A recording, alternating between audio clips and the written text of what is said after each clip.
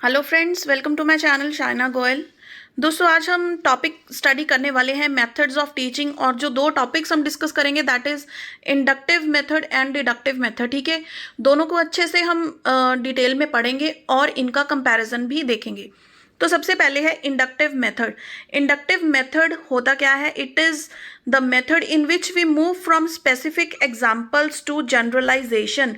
ठीक है, हम स्टार्ट करते हैं किसी एग्जाम्पल से ताकि बच्चों को कंसेप्ट जो है अच्छे से समझ में आ जाए, फिर हम उसको रूल्स की तरफ या फिर फॉर्मूला की तरफ या फिर जनरलाइजेशन की तरफ लेकर चलते हैं। ठीक है, जैसे कि यहाँ पे मैंने एग्जांपल्स बताई हुई हैं। The sum of any two odd numbers is an even number. तो इसको हम इंडक्टिव मेथड में कैसे शो करेंगे? फॉर एग्जाम्पल, कोई भी टू ऑड नंबर्स लेकर हम बताएंगे कि इनका सम क्या होगा। 5 + 3 कितना होता है? 8। ठीक है, कोई भी और दो ऑड नंबर्स हम ले लेते हैं। ठीक है, इनका सम कितना होगा? 20। Again an even number. ठीक है, तो इस तरह से आप कोई भी दो ऑड नंबर्स लेंगे तो उनका सम क्या होगा? एक इवन नंबर। हमने एग्जाम्पल लेकर, काफ़ी सारी एग्जाम्पल्स लेकर ये हम जनरलाइजेशन की तरफ चले हैं, तो हम ये रूल को कह सकते हैं कि इंडक्शन मेथड से हमने ये रूल तक हम पहुंच गए। सेकेंड एग्जाम्पल देखिए, the sum of interior angles of a triangle is 180 degree.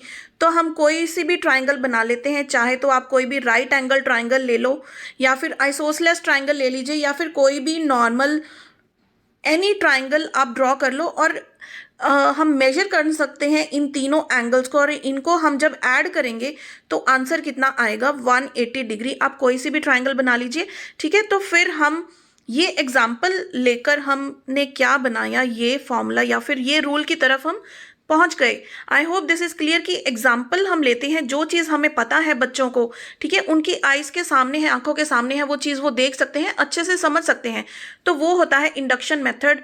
Moving from the examples और द नोन टू जनरलाइजेशंस और रूल और फॉर्मूला। फाइन।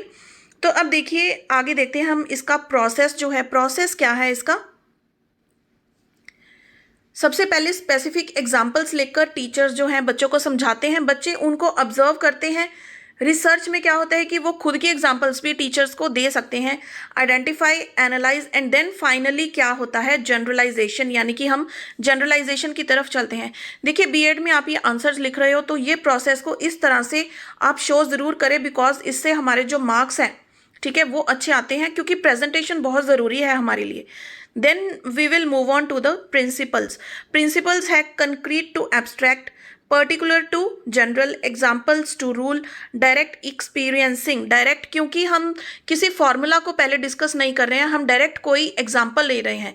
ठीक है, तो जैसे भी आपका जो भी सब्जेक्ट है, आप उसे रिगार्डिंग अपनी जो एग्जाम्पल है फ्रेम आउट कर सकते हैं। मैंने यहाँ पे, मेरा सब्जेक्ट मैथ्स एंड कंप्यूटर है, तो मैंने मैथ्स की एग्जाम्पल लेकर आपको बताया है, क्योंकि मैथ्स सभी बच्चों ने पढ़ा होता है अच्छे से, तो आपको ये क्लियर हो गया होगा। आप अपने सब्जेक्ट के हिसाब से यहाँ पर एग्जाम्पल दे सकते हैं। ठीक है, तो प्रिंसिपल में ये सारी चीज़ें एक ही तरफ इशारा करती हैं कि एग्जाम्पल देकर या फिर जो चीज़ बच्चों को पता है वहाँ पर अच्छे से समझाकर बच्चों को रूल की तरफ लेकर चलना, ताकि फिर फाइनली एक रूल डिक्लेयर कर देना कि अगर एक चीज़ के लिए ये कंसेप्ट सही है तो for all things this concept will be the same. ठीक है, तो इसके बाद हमारे पास है मेरिट्स। इसकी क्या होती हैं देख लीजिए।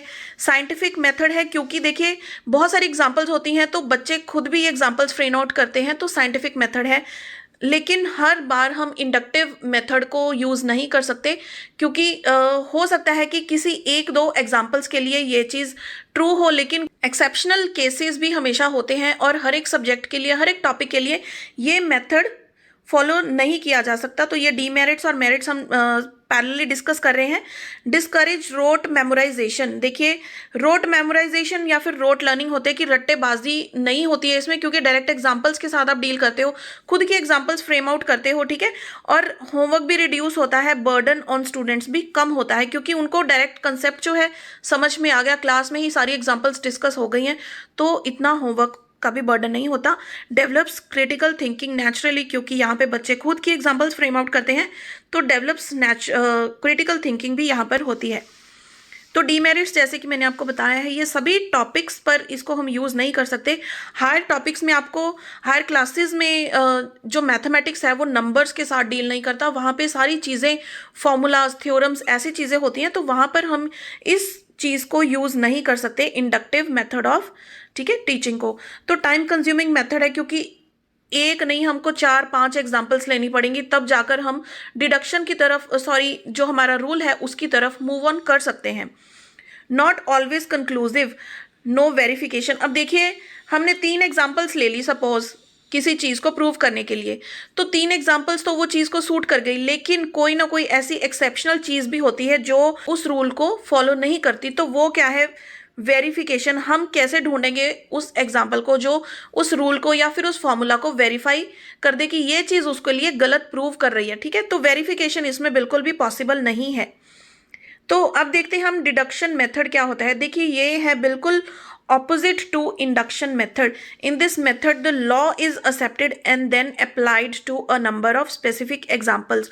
तो जैसे हमने इंडक्शन मेथड में लिखा था कि the sum of interior angles of a triangle is 180 degree, ठीक है, तो वहां पे क्या था, अब डिडक्शन मेथड के अकॉर्डिंग क्या होगा कि हमने पहले ये रूल दे दिया, ये थ्योरम दे दी, फिर हमने उसको अप्लाई किया कि हमारे पास एक ट्राइंगल दी हुई है, ये है 90 डिग्री का एंगल, ये हमारे पास है 45 डिग्री का एंगल, तो आपको ये एंगल फाइंड आउट करना है कि ये एंगल है कितना, ठीक है। तो आप कैसे यूज़ करोगे, इसी रूल के हिसाब से कि तीनों का सम 180 होता है, तो हमारे पास ये एंगल कितना आ जाएगा, ठीक है, उस हिसाब से आप इसको फाइंड आउट कर सकते हैं।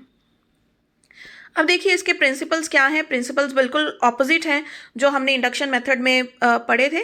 जनरल टू पर्टिकुलर, ठीक है, abstract to concrete, universal to individual, यानी कि हम मैथ्स में ये फॉर ऑल ऐसे लिखते हैं, फॉर ऑल से चलकर एक पर्टिकुलर इंस्टांस या फिर एक पर्टिकुलर एग्जाम्पल की तरफ मूव ऑन करना, ये है डिडक्शन मेथड।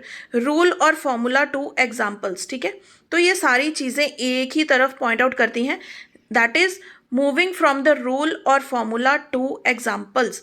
अब देखिए यहाँ पे एग्जाम्पल मैंने दी हुई है, अगेन मैथमेटिक्स की एग्जाम्पल ली है कि आपके पास सपोज एक आपको ट्राइंगल दी है, इसकी आपको ये है एक right angle triangle, B angle इसका 90 डिग्री है, तो ए बी आपको 3 दिया हुआ है, बी सी आपको 4 दिया हुआ है, आपने फाइंड आउट करना है ए सी, यानी कि एक्स आपको फाइंड आउट करना है।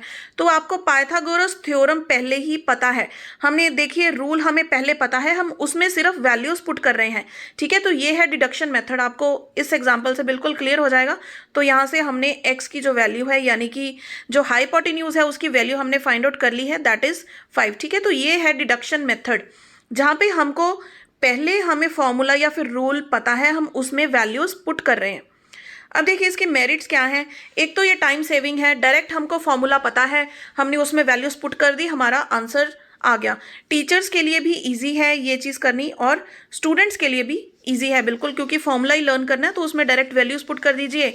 और यही शॉर्ट ट्रिक्स हम जो हमारे कंपटीशन एग्जाम्स होते हैं, रीजनिंग में इतने सारे ट्रिक्स होती हैं, ठीक है, तो वो आप कैसे यूज़ करते हैं, वहाँ पे भी यही डिडक्शन मेथड लगता है, ठीक है। जैसे नंबर रैंकिंग में होते हैं, डेट टाइम सीक्वेंस में इतनी सारी ट्रिक्स होती हैं, तो वो आप मेथड लर्न कर लेते हो रूल उसका, और क्वेश्चन में डायरेक्ट उसकी वैल्यूज पुट करके उसका आंसर झट से निकल आता है। Then this method is speedy and efficient, ठीक है, तो ये चीज़ आपको पता ही है स्पीडी क्यों है। नेक्स्ट इसकी वेरिफिकेशन भी पॉसिबल है, क्योंकि हमारे पास जो है फॉर्मूला आ चुका है, तो फॉर्मूला में आप कोई सी भी रैंडम वैल्यू पुट करके देख ले तो उससे आपका जो रिजल्ट है वो वेरीफाई हो जाएगा। और ये हायर लेवल में बहुत ज़्यादा एप्लीकेबल होती है चीज़, क्योंकि वहाँ पर जनरली हम रूल्स थ्योरम्स इन्हीं चीज़ों के साथ डील करते हैं, ठीक है, हम डायरेक्ट एग्जाम्पल की तरफ डील नहीं करते हैं। तो डिडक्शन मेथड हायर क्लासेस में काफ़ी ज़्यादा यूज़ होता है। अब देख लीजिए इसके जो डीमेरिट्स हैं वो क्या हैं। नॉट सूटेबल फॉर बिगनर्स, अब जो छोटे बच्चे होते हैं या फिर अगर हम किसी टॉपिक को फर्स्ट टाइम क्लास में इंट्रोड्यूस करने वाले हैं, तो हम सीधा ही अगर बच्चे को रूल बता देंगे तो वो उस चीज़ को फॉलो नहीं कर पाएगा, ठीक है। तो हम पहले एग्जाम्पल्स के साथ स्टार्ट करते हैं, लेकिन डिडक्शन मेथड में पहले रूल आता है, तो ये बिगनर्स के लिए चीज़ सही नहीं है, ठीक है। Next is encourage rote memorisation. Naturally हम पहले फॉर्मूला को क्या है लर्न कर लेंगे, और उसके बाद उसमें हम कोई भी थीसिस नहीं करेंगे, कोई भी क्रिटिकल थिंकिंग नहीं होनी है, हमने एग्जाम्पल्स अलग अलग ढूंढनी नहीं है कि ये इसको फॉलो कर रही है या नहीं, सिर्फ हमारे पास जो फॉर्मूला है डायरेक्ट उसमें हम वैल्यूज पुट कर देंगे, ठीक है। तो हमारा जो आंसर है वो आ जाएगा। Then it is teacher centred method, क्योंकि टीचर ने एक बार आपको रूल बता दिया, बच्चों ने उसको लर्न कर लिया, ना तो बच्चों की तरफ से कोई क्वेश्चनिंग होती है, तो स्टूडेंट्स क्या होते हैं, पैसिव लिसनर्स, ठीक है। Then it is not a psychological method, naturally psychological method भी नहीं है, क्योंकि इसमें कोई भी रिसर्च या फिर क्रिटिकल थिंकिंग, फाइन रीजनिंग नहीं होती बच्चों की तरफ से, कोई डिस्कवरी नहीं होती है। तो ये है डिडक्शन मेथड की demerits. I hope this all is clear to you. तो फाइनली हम एक कंक्लूजन भी देख लेते हैं कि कंक्लूजन में क्या है। There are two major parts of the process of learning of a topic.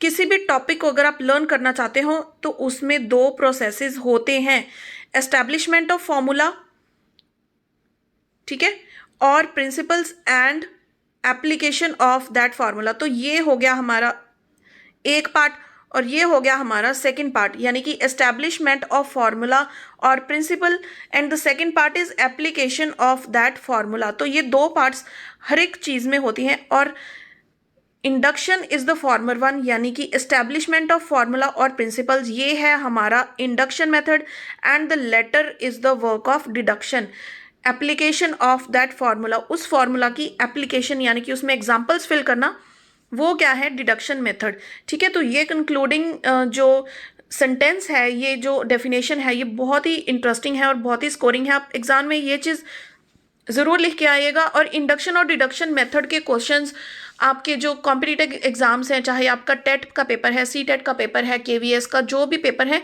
इसके रिगार्डिंग उसमें क्वेश्चनिंग बहुत सारी होती है, घुमा फिरा के क्वेश्चंस पूछे जाते हैं। तो अगर आपको ये कंसेप्ट बिल्कुल क्लियर हो गया तो आप बड़े ईजिली वो सारे क्वेश्चंस को क्रैक भी कर पाएंगे, और बीएड के लिए ऑफ कोर्स ये आपकी बहुत हेल्प करेगा। सो फ्रेंड्स, अगर आपको ये हेल्पफुल रहा हो तो वीडियो को लाइक एंड शेयर जरूर कीजिए और चैनल को सब्सक्राइब कर लीजिए। चलिए मिलते हैं अगली वीडियो में। Till then keep watching friends.